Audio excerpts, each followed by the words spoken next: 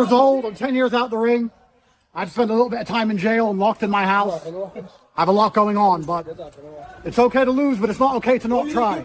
Somehow, got the job done, and, it just felt really good. So here's what went down with Andrew Tate's latest revelation following his clash with Chase D'Amore. But the real surprise wasn't what he said afterward. It was watching reality check his confidence in real time. This showdown went down through Misfits Boxing in Dubai. 6 rounds with fighters capped at 200 pounds, lights blazing everywhere. Tate stepped in at 40 years old, hadn't competed in a decade, while D'Amore arrived as the defending champ, 11 years younger and carrying an extra 20 kilos, basically daring the math to work against him. There's always going to be a big ask against someone so much bigger than me, younger than me, more active than me, though. I want a real challenge. They want to fight tin can, they don't want to fight. Tate strutted in with all the noise you'd expect. Puff chest, volume cranked up, treating this like another viral moment waiting to happen. Fast forward through 6 rounds, and the scorecards read 57 to 57, 58 to 56, and 58 to 56 for D'Amore. That majority decision hit Tate's entire vibe like a cold slap. You could literally watch the mental gymnastics starting up. First, it was all swagger and certainty, then suddenly it shifted to damage control and rationalization happening live. That final bell didn't just wrap up a fight, it yanked his narrative right out from under him and left him scrambling to make sense of what just happened. And he's younger than me, he's 20 kilos bigger than me, he's more active than me. I didn't fight a pussy, I fought the champ, so. Let's go, in life, you gotta get in there and you gotta swing and never give up. All right, everyone, let's break this down. Right from the start, Tate was putting on a show, trying to channel his old self with orthodox positioning, crisp jabs, working the body like he was still in his kickboxing prime, desperately hoping muscle memory would fool everyone into thinking he was still sharp. He was selling this image that he remained in control, that his timing was still there, that the edge never left.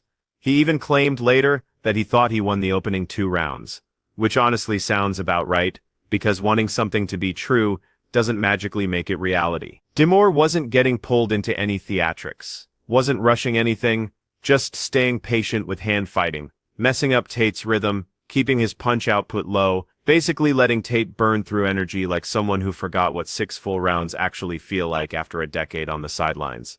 By the time round 3 rolled around, the gap started becoming obvious. I said I'm really about to share the ring with Top G. It's like, it's a sport at the end of the day. This is boxing. Anything can happen, it just takes one punch. And I think I felt a couple of his, he felt a couple of mine. Tate's footwork began dragging. That bounce in his step disappeared, and D'Amore started pressing forward, getting physical in the clinch, grinding away, executing all the unglamorous tactics that actually win fights and shatter egos. Nothing about it was pretty or highlight-worthy, just physical reality, crashing the party uninvited. D'Amore's entire game plan was brilliantly simple and ruthless at the same time. Make the older fighter work harder, drain his legs, mess with his cardio, and watch all those sharp punches start coming back slower and sloppier. Once round 4 hit, Tate looked weighed down, gasping for air between rounds, shoulders heaving, mouth hanging open, desperately trying to mask the exhaustion, while his body was broadcasting the truth louder than any trash talk ever could. A decade away from competition doesn't just vanish because you believe in yourself, and D'Amore made absolutely sure Tate understood that lesson. No excuses. I'm not going to say anything bad about him. I'm not going to make up any reasons. He was the man who won. He deserves this victory. Truthfully, completely, honestly. Round 5 arrived like a reckoning. The moment when everything Tate had been fighting to hide finally wrote itself across his face. D'Amore connected with an uppercut that rattled Tate's equilibrium, and suddenly, this wasn't looking like a competitive scrap anymore. It was starting to look painful to watch. Tate absorbed real punishment, the kind that doesn't get explained away with social media posts later. A gash opened up above his right eye, his legs started betraying him, and for the first time, all that bravado completely shattered. There was this moment where Tate hit the canvas, and even though the referee called it a push instead of a knockdown, the optics alone did serious damage. The crowd started chanting Top G with more desperation, not because he was dominating, but because they were trying to will him through the storm. And I think it was a very entertaining fight from start to finish, and I think it had people on the edge of their seats, and that's all you can ask for in a boxing match. Look, I know there's a lot of respect between you and Andrew, but a lot was made of the weight before. Tate completely switched into damage limitation mode, grabbing, holding, leaning on whatever ring intelligence he had left instead of trying to land offense, doing absolutely everything he could to stay vertical and avoid getting stopped. This wasn't about winning anymore, it was purely about salvaging whatever pride remained. Still, credit where it's due, he lasted the full 6 rounds without getting dropped or finished. Just endured a long, grinding lesson that being tough doesn't erase age, rust, or size disadvantages. He survived the distance, sure, but surviving tells a completely different story than controlling a fight, and by the time that final bell sounded, all the confidence that walked in had already quietly slipped out the back door. You know, I felt like I won the first 2 rounds. Then because he's 10 kilo heavier, he started leaning on me and sapped some energy. So I didn't quit, never give up, never retreat, never surrender, fight to the end, go out in your shield. Now we get to this so-called bombshell, and honestly, it wasn't earth-shattering. It was just awkward to witness. Andrew Tate straight up confessed that he felt genuine fear leading up to this fight, something he swore had never happened to him before. Fear, coming from the guy who literally sells confidence programs, from the person who built his brand on preaching dominance and control. All of a sudden, fear becomes his headline story. He dropped it casually, like admitting fear was somehow a boss move, like vulnerability was strategic, but really it just sounded like someone scrambling to rewrite the script after things didn't go according to plan inside those ropes. And I felt a tinge of fear for the first time in my life. And that's when I knew I had to fight. Because the second I felt afraid, I knew I had to fight. I can't live. He attempted to transform that fear into some kind of motivational fuel, claiming the fear itself was exactly why he took the fight in the first place. His story was that feeling scared activated some personal code about never backing down from challenges. That reasoning sounds profound until you notice this convenient philosophy only surfaced after the loss was official. Leading up to the fight, it was all confidence and certainty. Then after the scorecards got read, suddenly it became about deeper meaning and personal growth. This wasn't courage on display, this was reputation management dressed up as introspection, turning second thoughts into wisdom only after the judges didn't see things his way. You know, I felt like I won the first 2 rounds. And then because he's 20 kilo heavier, he started leaning on me and sapped some energy. So I didn't quit, never give up, never retreat, never surrender, fight to the end, go out in your shield. Tate kept hammering home the age difference, constantly mentioning he was 40 years old, facing someone in peak physical condition, 11 years younger, 20 kilos heavier, way more active recently. He repeated those numbers like a mantra, not as excuses, obviously, but somehow always as crucial context that needed mentioning. Funny how age was completely irrelevant during the first few rounds when he thought he was winning, but once the fatigue kicked in around round 3, age suddenly became the co-star in every post-fight explanation he gave to the media. So I have no excuses, training camp went fantastic. Time is the fire in which we all burn. Unfortunately, a 40-year-old's not a 22-year-old. But I gave it my absolute all, and I have nothing but... Where he stayed disciplined was around injury talk. He went out of his way to shut down any excuse related to physical problems, insisting his training camp was completed without interruption, no broken bones, no muscle strains, no hidden issues that affected preparation. On the surface, that sounds noble and honest. But in practice, it actually removes his last safety net, because if camp went perfectly and preparation was flawless, then what happened in rounds 4 and 5 becomes even harder to explain away, since this was supposedly his best available version that night. Bad about him. I'm not going to make up any reasons. He was the man who won. He deserves this victory. Truthfully, completely, and honestly, I'm actually very proud of him. The whole narrative framework shifted completely at this point. The loss stopped being a loss and transformed into a deliberate confrontation with personal doubt. He didn't fail, he chose to test his limits. He didn't get outfought, he explored the psychology of fear. It was actually impressive watching how quickly the language evolved in real time. This wasn't taking responsibility, this was creative writing, wrapping a defeat in inspirational language, packaging it as character development, hoping everyone would focus on the courage to step up instead of what actually got written on those official scorecards. And I'm glad to know that Misfits have a true champion, because he is a true champion. Because he showed tremendous heart and tremendous grit, and he fought to the end just like I did. So I'm not disappointed in myself. I don't operate from that frame.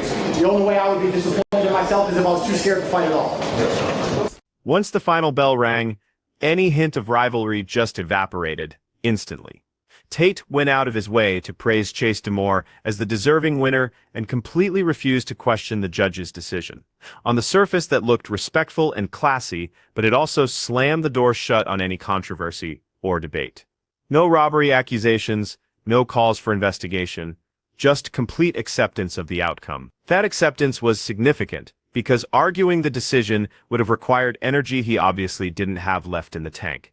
The safest strategy was showing respect, and he leaned into that approach hard, almost aggressively gracious about the whole thing. Agreed to fight when I told Vance. There was a conversation, and everyone said, Andrew, you're 40 years old. You just got out of jail. You've been through so much. You have so many problems. There's so much going on. Why would you do this? Why would you risk it all? Why would you get in there? Demore gave that respect right back in a way that probably stung worse than any trash talk could have. He confirmed that Tate hit harder than anyone he'd ever faced, saying he definitely felt those clean connections when they landed. That sounds like a compliment until you step back and remember those power shots didn't change what happened over 6 rounds. Being the hardest puncher someone has encountered doesn't mean much when the younger fighter walks straight through your best stuff and takes over the later rounds. Raw power without the conditioning to sustain it becomes a backhanded compliment, wrapped in polite acknowledgement. Or would that fight have gone differently if he wasn't on the 200-pound limit?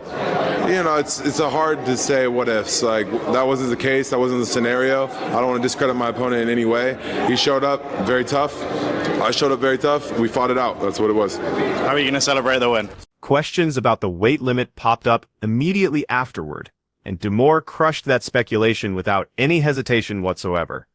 He completely dismissed the idea that fighting at 200 pounds changed the dynamics, calling it totally irrelevant to what happened in there. No what-if scenarios, no alternate reality discussions.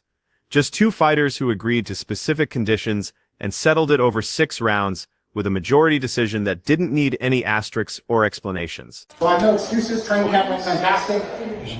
Time is the fire in which we all burn. Unfortunately, a 40-year-old is not a 22-year-old.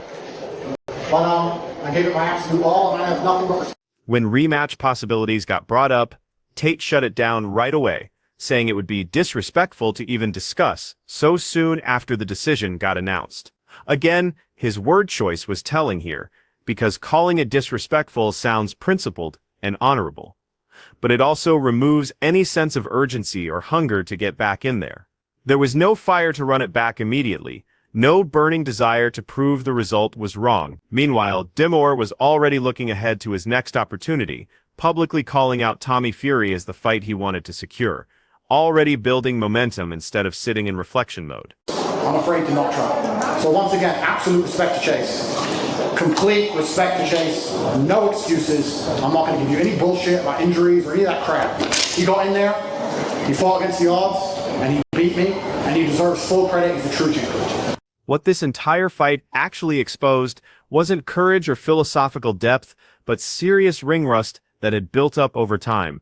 Devastating ring rust that even someone with over 100 combat sports bouts can't simply will away through confidence. 10 years of inactivity doesn't politely step aside just because you believe in your abilities. It shows up in your breathing patterns, your footwork, your recovery between exchanges, and your composure under sustained pressure. Those later rounds made that reality crystal clear to everyone watching. Experience and knowledge were still there, but the physical conditioning had disappeared, and that gap became the deciding factor once things turned into a grinding, physical war.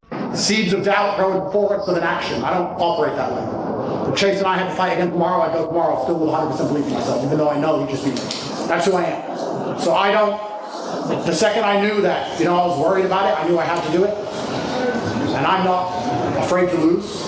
I'm afraid to not try. Age, inactivity, and constant clinch warfare combined into something totally predictable if you were being honest about it. Tate slowed down dramatically, started leaning and holding more, focused on surviving exchanges instead of controlling them. This wasn't some mysterious collapse that came out of nowhere. It was the completely natural result of carrying extra weight while fighting a younger champion and trying to rely on past reputation to replace present-day conditioning. The confidence story fell apart the exact moment serious fatigue set in, and no amount of mental reframing could undo what his body had already decided was going to happen. When everything was said and done, Tate repackaged the defeat as evidence of taking action over endless speculation, emphasizing the value of trying instead of protecting image and reputation. He publicly rejected ego-driven denial, which honestly caught a lot of people off guard, but the real revelation wasn't that he stepped up and took the fight. It was that for the first time in years, his performance inside those ropes forced him to acknowledge limitations instead of dismissing them completely.